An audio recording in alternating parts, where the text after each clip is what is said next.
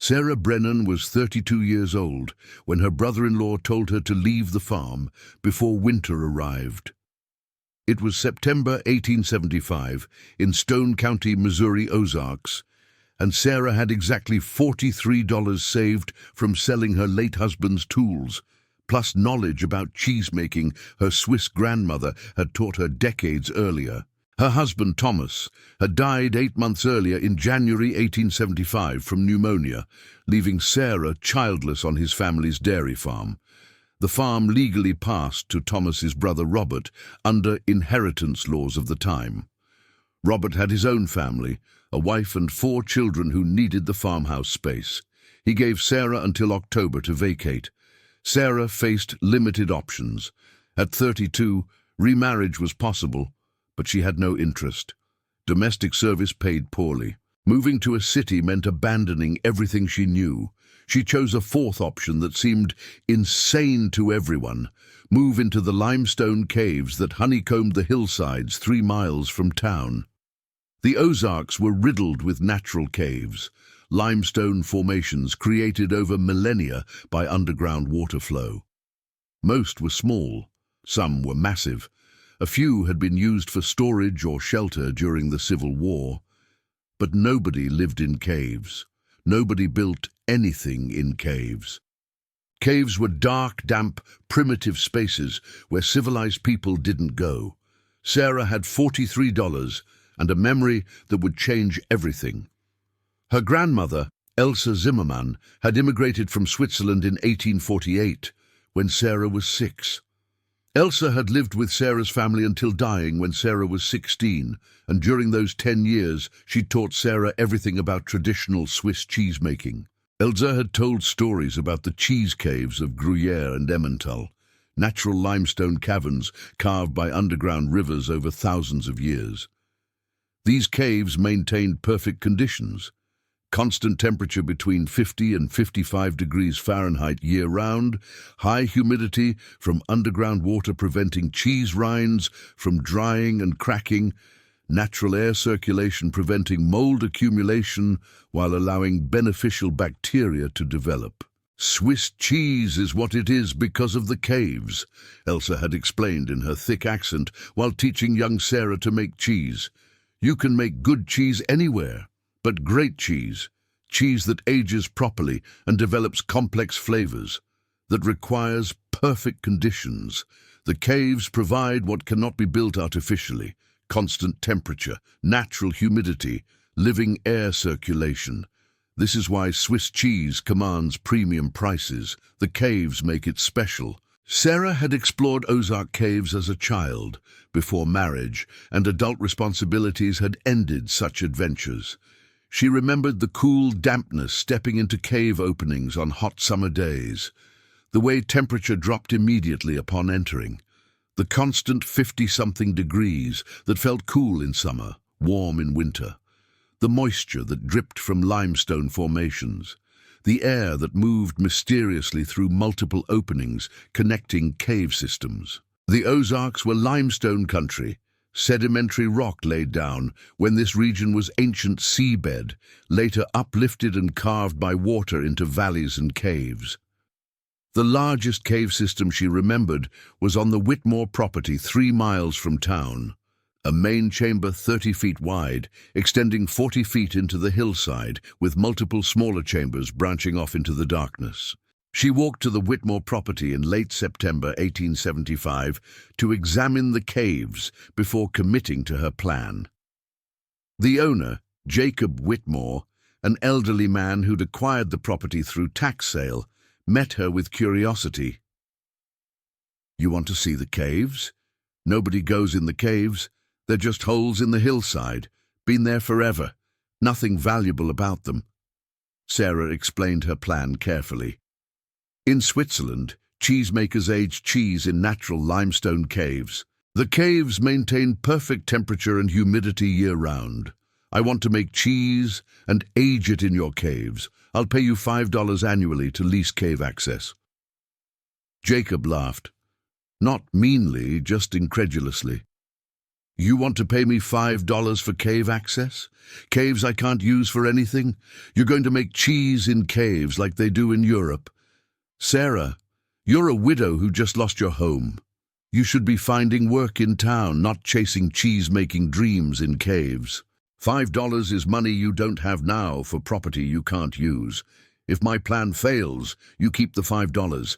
If it succeeds, you have a tenant paying rent for worthless hillside.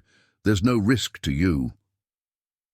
Jacob agreed, certain she'd abandon the plan within months. Sarah entered the caves with a lantern to assess conditions. The main chamber was larger than she'd remembered, easily 30 feet wide, 40 feet deep into the hillside, ceiling varying from 8 feet at the entrance to 12 feet at the deepest point. The temperature was immediately noticeable, cool and constant. She left a thermometer overnight and returned to find it reading 52 degrees. Perfect. Multiple smaller chambers branched off the main cave, natural formations where underground water had carved additional spaces. These could be used for different aging stages or different cheese varieties.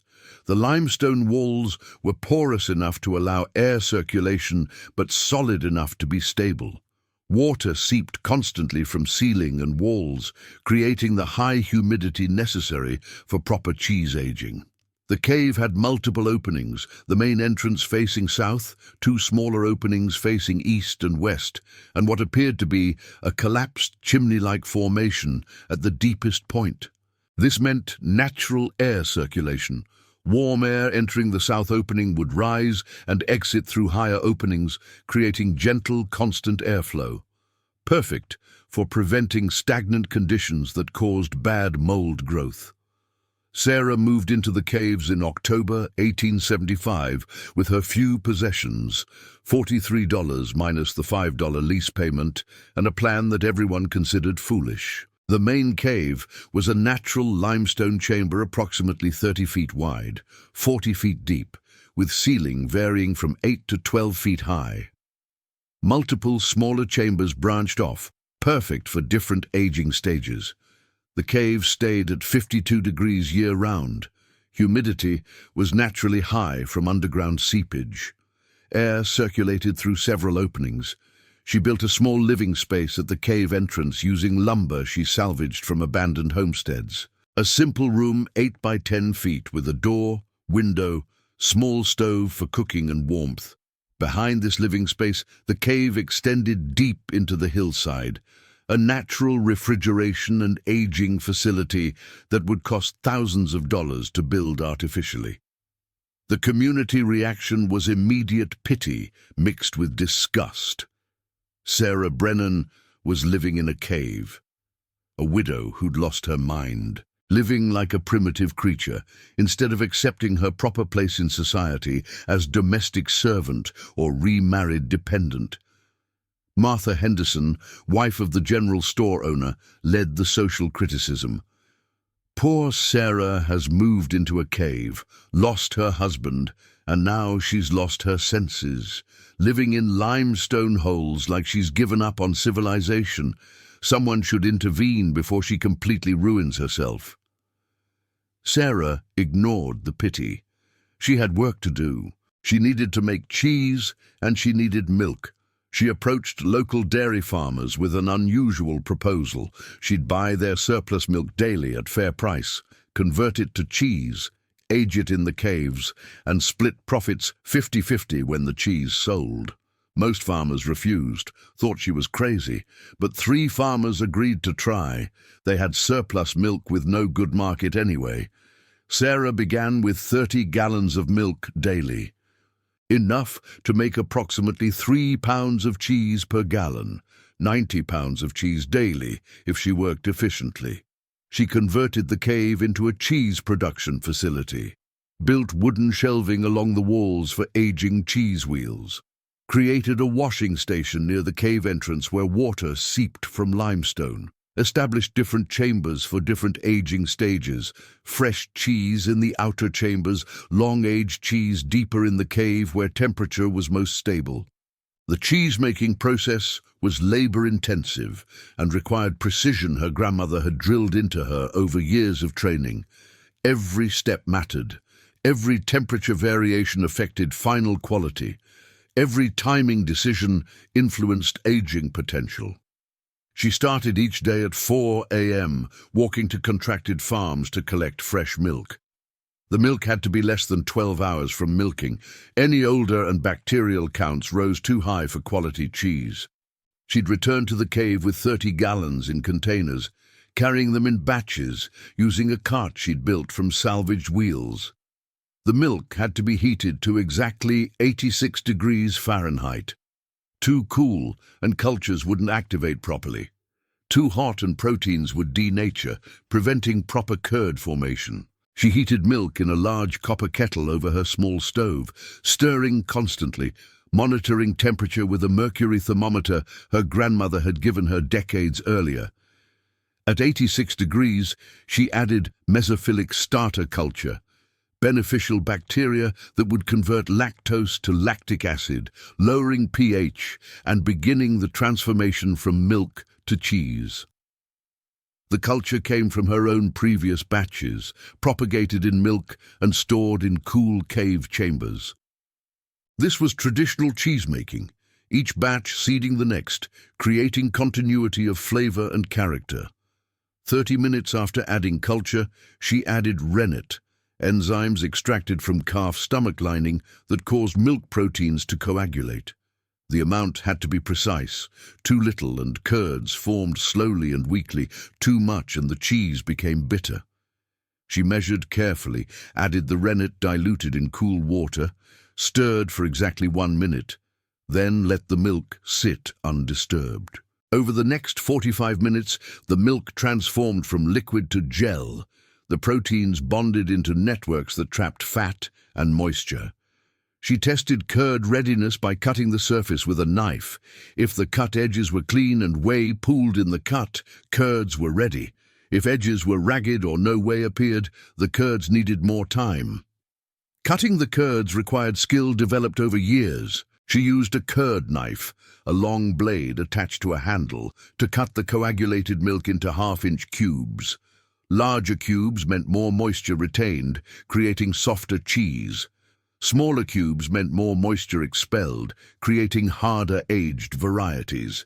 She cut for consistency, creating uniform cubes that would expel moisture evenly.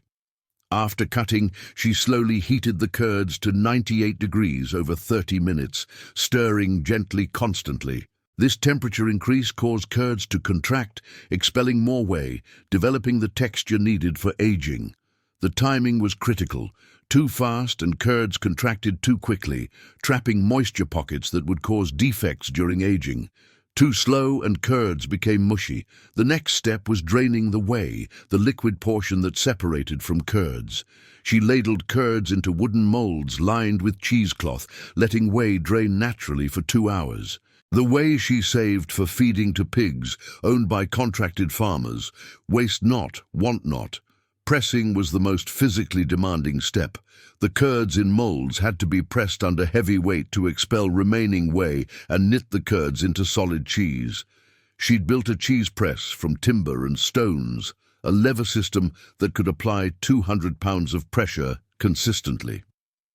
Each cheese stayed under pressure for 12 hours, with periodic unwrapping and flipping to ensure even pressing. After pressing, the cheese wheels, each weighing about 4 pounds, needed salting. She submerged them in saturated brine solution for 24 hours. The salt penetrated the cheese surface, inhibiting unwanted bacterial growth, developing flavor and creating the rind that would protect the cheese during aging. Finally, the cheese was ready for aging in the caves. She carried wheels deep into the limestone chambers, placing them on wooden shelves she'd built along the cave walls. The 52-degree temperature and high humidity created perfect aging conditions. Over weeks and months, the cheese would develop complex flavors as proteins and fats broke down, as beneficial bacteria and molds worked on the surface, as moisture content slowly decreased. But aging required constant attention. Every 3 days, she had to turn each wheel to ensure even moisture distribution and prevent one side from developing too much mold. Weekly, she washed each wheel with brine solution to control surface mold growth. Monthly, she evaluated aging progress, testing firmness, examining rind development, occasionally cutting small samples to taste for flavor development. The first 2 months were brutal learning. Her first batch developed too much surface mold because she hadn't understood cave humidity levels. She lost 20 pounds of cheese to mold contamination. Her second batch cracked during aging because she'd pressed the curds too hard, creating cheese too dry for cave conditions. Another 15 pounds wasted. Her third batch aged successfully.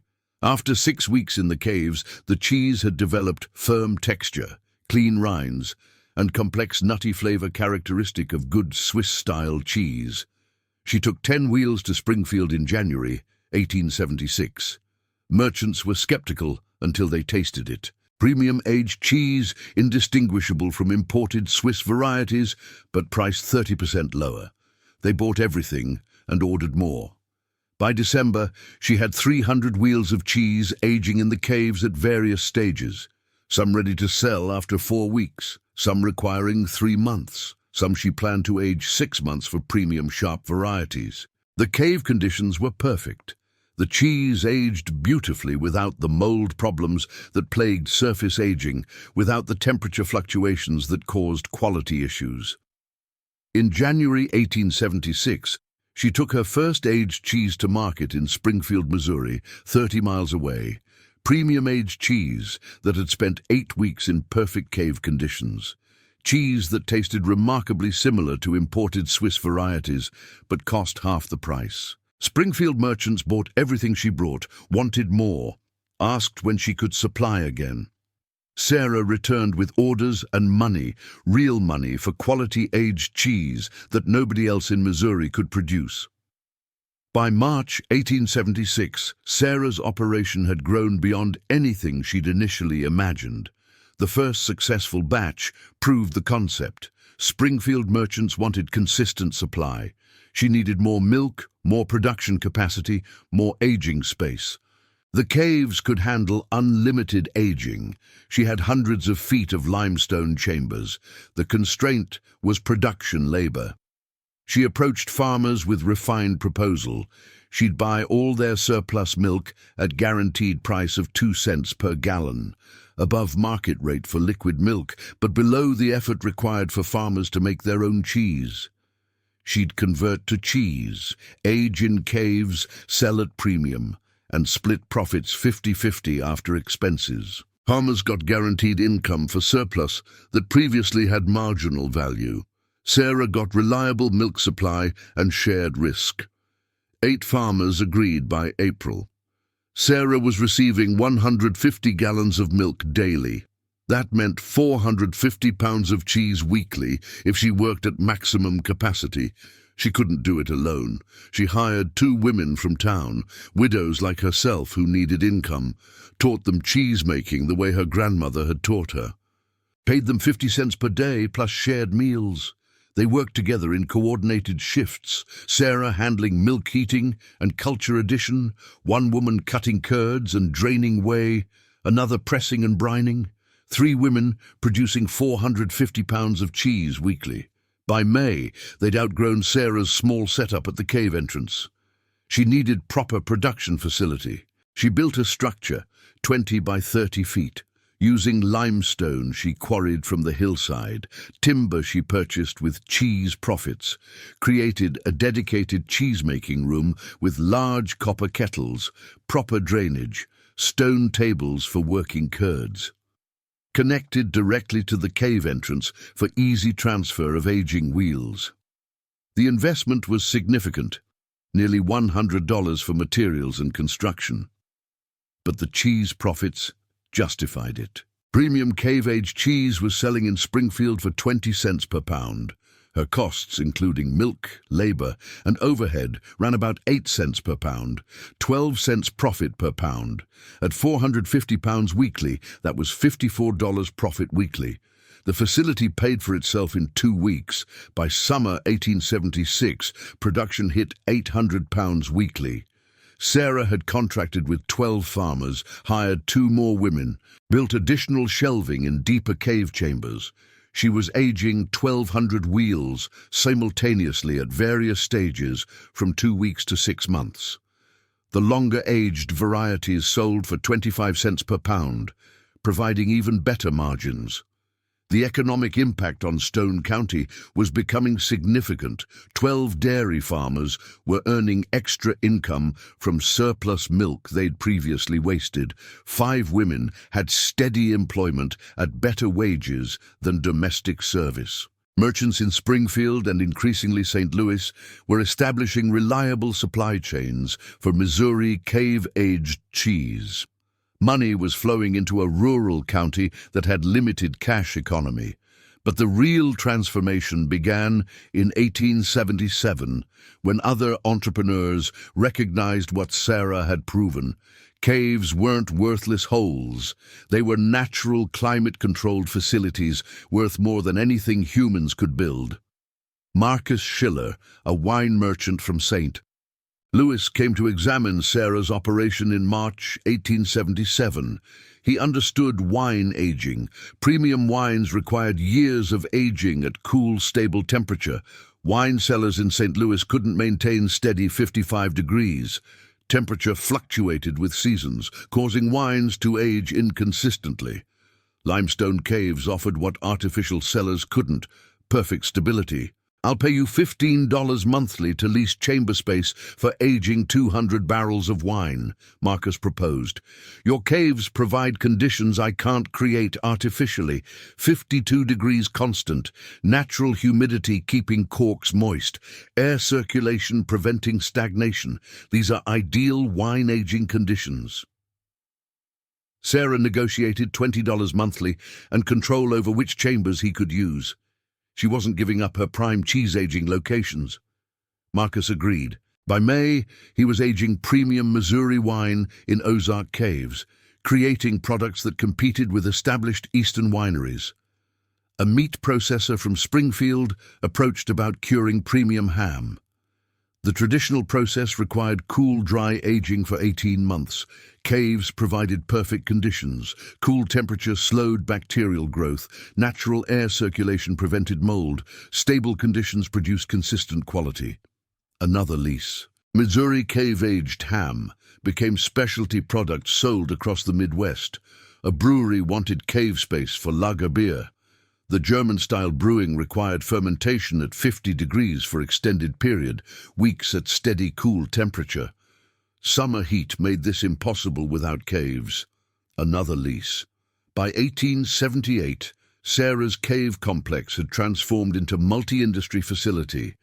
She'd formalized the operation as Ozark Cave Storage and Aging Company, owned the cheese production operation directly, leased space to wine, ham, beer, and vegetable storage operations, was collecting $75 monthly in lease revenue plus her cheese profits. The worthless hillside she'd leased for $5 annually was generating over $2,000 annually. Jacob Whitmore, who'd thought he was taking advantage of a desperate widow, realized he'd undervalued his own property catastrophically. When Sarah's initial lease expired in 1880, he proposed new terms: $50 annually plus 5% of gross lease revenue. Sarah negotiated $30 annually with no revenue sharing but lifetime renewal rights. Jacob agreed, recognizing that Sarah's operation was making the entire property valuable. The transformation extended beyond economics. The cave complex became a destination. Merchants came to see the operations. Agricultural experts studied the aging techniques. Investors explored other Ozark caves for similar development. By 1880, Stone County had transformed from isolated rural area to agricultural processing center. 8 cave-based aging operations existed. 200 people employed in cave industries. The region's economy had fundamentally changed because a widow moved into a cave and recognized that constant temperature was valuable. Martha Henderson, who'd led pity for Sarah living in caves, came to apologize in 1879. "I thought you'd lost your mind. Living in a cave seemed like giving up. I didn't understand you were creating an industry. I'm sorry I pitied you instead of seeing what you were building." Sarah smiled. Most people see caves as primitive spaces to avoid. I saw them as precision temperature-controlled facilities that cost nothing to operate. Switzerland built their cheese industry on caves. I just brought that knowledge to Missouri. Robert Brennan, Sarah's brother-in-law who'd asked her to leave the farm, came to offer partnership in 1880. He'd convert his dairy farm to supply her operation exclusively. She declined. She already had sufficient suppliers and no interest in partnerships with family who'd forced her out. Sarah never remarried, finding more satisfaction in building an enterprise than in pursuing another marriage. She ran her cave cheese operation and aging facility complex for 35 years, from age 32 to 67. Those 3.5 decades transformed not just her life, but the entire economic character of Stone County and surrounding Ozark regions. The cave cheese operation itself grew to industrial scale. By 1890, she was producing 5,000 pounds of cheese weekly, 260,000 pounds annually. The operation employed 18 women in cheese production, contracted with 40 dairy farms for milk supply, and shipped cheese to 17 states. Missouri cave-aged cheese became a recognized brand, competing directly with Wisconsin and New York varieties.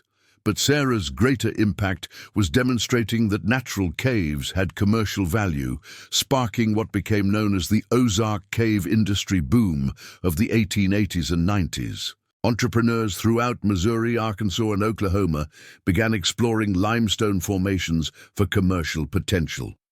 By 1885, 23 cave-based operations existed across the Ozarks: cheese aging, wine storage, beer lagering, ham curing, mushroom farming, and cold storage for vegetables and meat. Stone County transformed from isolated agricultural area to processing and storage center. The population doubled between 1875 and 1885. The town that had pitied Sarah for moving into caves was now marketing itself as the cave commerce capital of Missouri. Property values near cave systems increased tenfold as entrepreneurs recognized commercial potential. Sarah became respected business leader and informal advisor to aspiring cave entrepreneurs. She'd share knowledge freely, teach proper temperature monitoring, explain humidity management, show techniques for preventing contamination, demonstrate workflow organization. She saw no competitive threat from others using caves. The market for aged products was large enough for many producers, and broader cave industry validated the concept she'd pioneered. Agricultural societies invited her to speak at annual meetings. She'd explain cave advantages to audiences of farmers seeking to add value to raw products. Caves provide what money cannot easily buy: perfect temperature stability, natural humidity control, and operating costs near zero. A cheese aging facility built artificially would cost thousands of dollars and require constant labor to maintain conditions. Caves provide those conditions free. Your challenge isn't building facilities, it's finding the caves nature already built. At age 67 in 1910, Sarah sold the cheese operation to a consortium of farmers and processors for $35,000. Substantial wealth for a woman who'd started with $43 in 1875. The cave complex itself she sold separately to the Cooperative of Businesses leasing space, generating another $12,000. Total proceeds of $47,000, more than 1,000 times her starting capital. She retired comfortably, spending her remaining decade traveling to see other cheese-making regions, Wisconsin, New York, California, and visiting Switzerland to see the ancestral cheese caves her grandmother had described. She died in 1920 at age 75. Having demonstrated that traditional European knowledge could transform American frontier resources into industrial-scale success. The Missouri Historical Society maintains the original cave complex as an agricultural heritage site. Modern temperature monitoring confirms what Sarah proved in 1875. The caves maintain 52 degrees plus or minus 1 degree year-round, regardless of surface temperature. Perfect for aging cheese, wine, ham, and other products requiring stable, cool conditions. The historical marker reads, Sarah Brennan, 1843 to 1920, agricultural entrepreneur who established Missouri's first cave-aged cheese operation in 1875. Recognized that Ozark limestone caves provided ideal aging conditions, created industry that employed hundreds and transformed regional economy, demonstrated that understanding natural advantages creates economic opportunity. The real story is about a widow who turned rejection into innovation, who moved into caves not because she'd failed, but because she'd recognized an opportunity, who built a business using natural resources everyone else ignored, who created prosperity where others saw only poverty. Because sometimes moving into a cave isn't retreat. It's advancement when you understand that 52 degrees constant is worth more than any conventional facility. The widow living in caves became wealthier than the family who'd evicted her. The limestone holes everyone pitied became the foundation of regional prosperity. And caves, when you understand their advantages, aren't primitive shelters. They're precision-controlled facilities that nature provides free. Sarah didn't move to caves because she had no choice. She moved to caves because she understood cheese-making better than anyone in Missouri. That difference between necessity and strategy transformed everything.